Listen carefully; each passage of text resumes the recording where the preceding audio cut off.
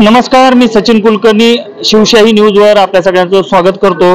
आज शिवसेनेच्या आमदार अपात्रते संदर्भात आज निकाल होता आणि दुपारी 4 वाजल्यापासून मिलिंद नार्वेकर यांनी निकालाचं वाचन केलं आणि शिवसेना शिंदे गटाला अपेक्षेप्रमाणे तो निकाल आलेला आहे। तर यानंतर संपूर्ण महाराष्ट्रभर मुख्यमंत्री शिंदे साहेबांचे कार्यकर्ते, शिंदे गटाचे शिवसैनिक हे आनंदोत्सव साजरा करत आहेत। आज पंढरपुरात देखील सोलापूर जिल्हा नियोजन समितीचे सदस्य आणि सोलापूर जिल्हा संपर्क प्रमुख महेश नाना साठे यांच्या नेतृत्वाखाली इथं शिवसैनिकांनी आनंदोत्सव साजरा केलेला आहे। फटाके फोडलेले आहेत, एकमेकाला अभिनंदन करत पेढे भरवलेले आहेत आणि पांडुरंगाच्या चरणी प्रार्थना केली आहे की शिंदे साहेबांचं काम हे असंच पुढे जाऊ दे आणि त्यांना आणखी यश मिळू दे। नेमके या आजच्या निर्णयानंतर शिवसैनिकांच्या काय भावना आहेत हे आपण जाणून घेणार आहोत। नाना, पहिल्यांदा तर तुमचं खूप खूप अभिनंदन, तुमच्या बाजूने हा निकाल आलेला आहे। परंतु हा निकाल लागण्यापूर्वी अनेक गोष्टींचं चर्चा घडत होती, अंदाज वर्तवले जात होते आणि असं बोललं जात होतं की हा जो निर्णय आहे किंवा हा जो लढा आहे तो सत्य आणि सत्ता यांच्या विरोधातला संघर्ष आहे असं ठाकरे गटाकडून वारंवार बोललं जात होतं। या संदर्भात काय सांगाल? खरं तर सांगू का, त्यांचे आरोप म्हणजे मला वाटतं लहान लेकरासारखे आहेत। एक तर त्यांना त्या ठिकाणी कुठल्याही कामाचा अनुभव नसताना ते त्या ठिकाणी पदावर बसलेले होते आणि हे हजारो लाखो शिवसैनिकांच्या कृपेनं त्या ठिकाणी बसले होते। परंतु सत्ता आणि सत्य तर खरं सांगतो, हा विजय जो आहे ते भले काही म्हणत असतील परंतु त्यांचं थोडक्यात त्यांच्या बुद्धीचं दिवाळं म्हणा।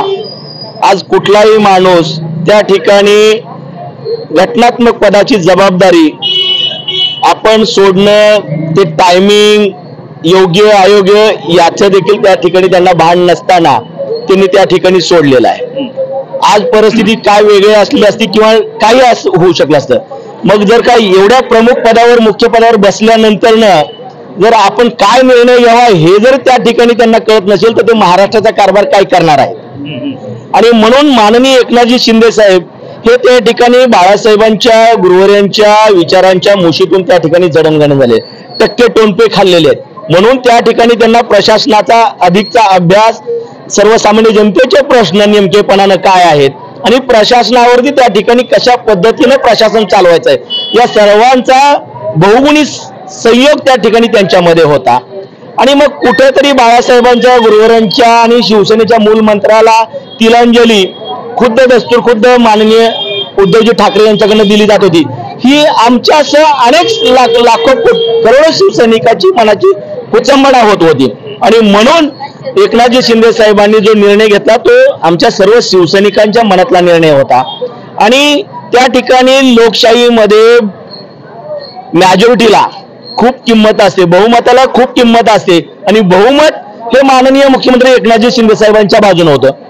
जवळपास 13 खासदार, त्या ठिकाणी 40 आमदार आणि इतर अपक्ष मित्र पक्ष याचं त्या ठिकाणी एकूण 50 आमदार, म्हणजे जवळपास 63 त्या ठिकाणी लोकप्रतिनिधी आमच्या बाजूने होते आणि हजारो पदाधिकारी आणि लाखो शिवसैनिक हे माननीय एकनाथजी शिंदे साहेब यांच्या बरोबर होते।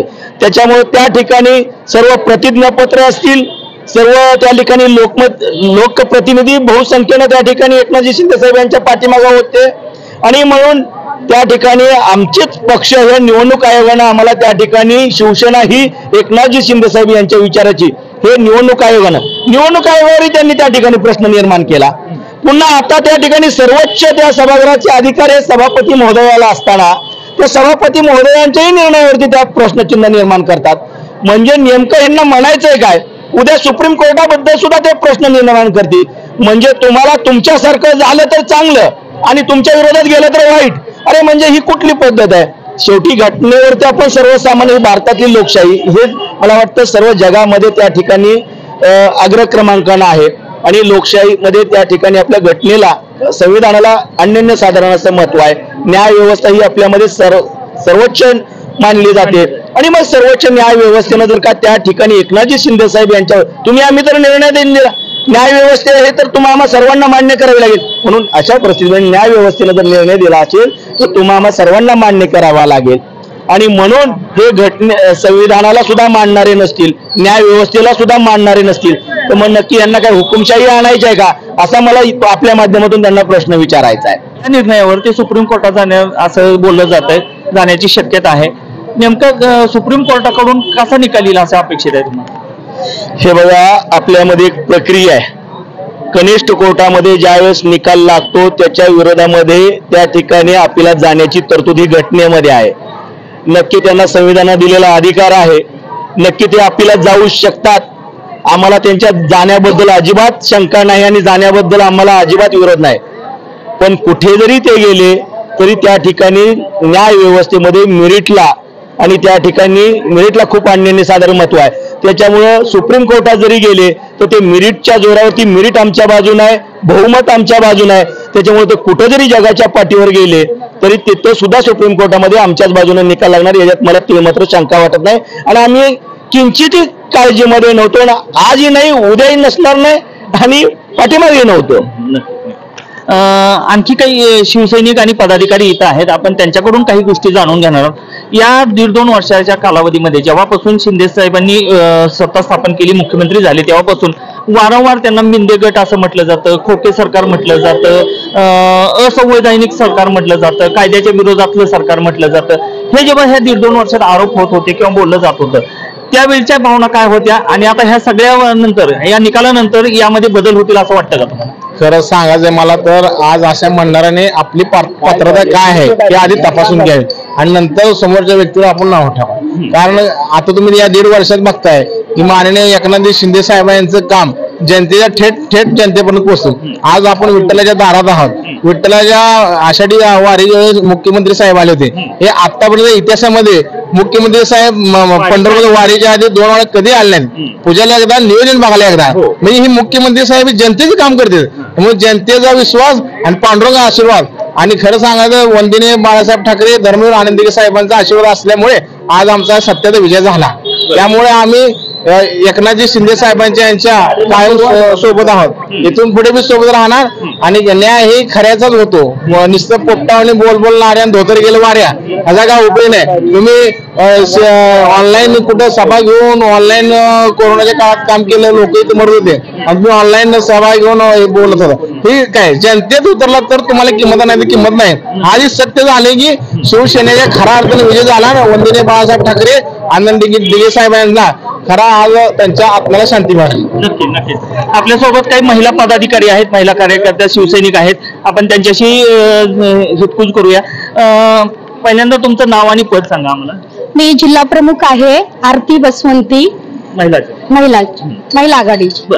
मला सांगा, हे जे शिंदे साहेबांना किंवा सरकारला मिंदे सरकार, खोके सरकार म्हटलं जात होतं, ते आता बंद होईल असं वाटतं?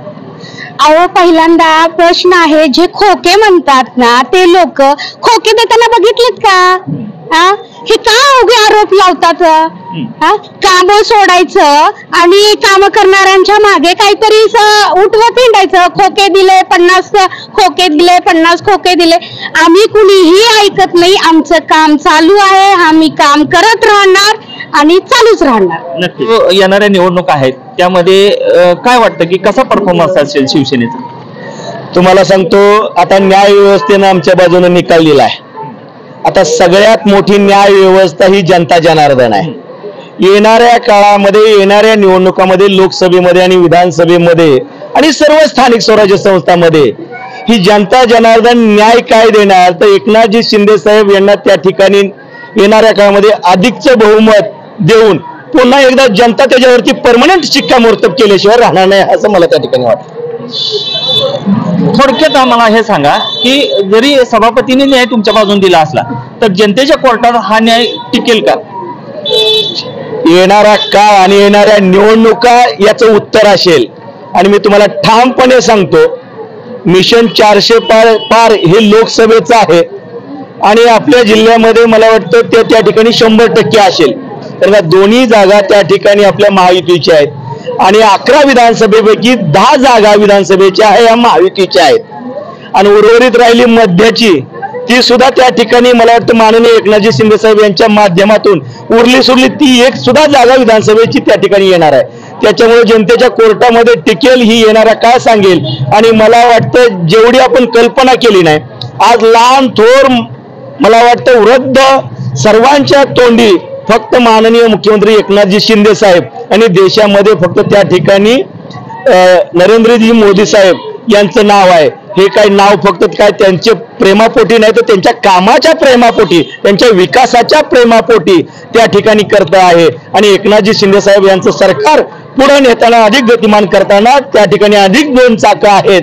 ते म्हणजे माननीय देवेंद्रजी फडणवीस साहेब हे उपमुख्यमंत्री आणि अजितदादा हे उपमुख्यमंत्री, हे 2 चाकं त्या ठिकाणी ह्या रथाला जोडली गेल्यामुळं त्या ठिकाणी एकनाथजी शिंदे साहेब यांचा रथ अधिक गतिमान त्या ठिकाणी प्रशासन आणि त्या ठिकाणी लोकहिताचे निर्णय घेताना दिसत आहेत. त्याच्यामुळे येणाऱ्या काळामध्ये आमचे ह्या प्रमुख 3 पक्ष आणि आमचे सर्व घटक पक्ष, मग त्या ठिकाणी रासप असेल, त्या ठिकाणी रयत क्रांती असेल, त्या ठिकाणी प्रहार असेल, त्या ठिकाणी RPI असेल, आठवले साहेबांचा गट आणि अनेक छोटे मोठे सगळे घटक मित्र पक्ष मिळून त्या ठिकाणी मला वाटतं येणाऱ्या विधानसभेमध्ये देखील महाराष्ट्रामध्ये 300, 200, 250 पार केल्याशिवाय राहणार नाही.